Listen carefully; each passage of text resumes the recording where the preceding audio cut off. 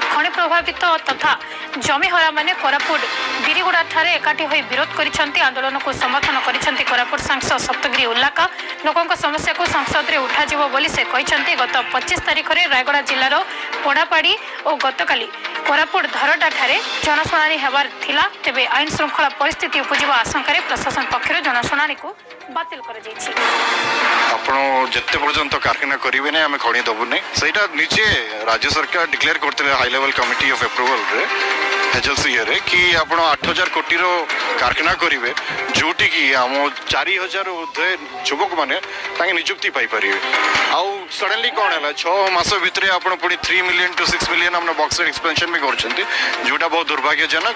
आमे राज्य सरकार और केंद्र सरकार ए अपील करछु आपण कारखाना करंतु तापरे खणी आपण एक्सपेंशन जा करिए करू। दीर्घ 13 वर्ष होला एट प्रोजेक्ट हेबा कथा से प्रोजेक्ट हैला नै नहला बाद से 13 वर्ष पर कोन करछले माने जे इठी गुटे कोडेला माइंस आमे वेदांत को दबो बोली कि गुटे 3 मिलियन टन रो हियरिंग करि नांदी 6 मिलियन टन पई बोली हियरिंग करबा पई योजना कले सब आ ए दिन रे जो जिन सभा जाउछ आमे कराई दबो नै समस्त सजबाज होउछ जे सीधा आमे मुख्यमंत्री पाकर भेटिबू आ खनि मंत्री को भेटिबू भेटी कि आमे एक पत्र दबा पई।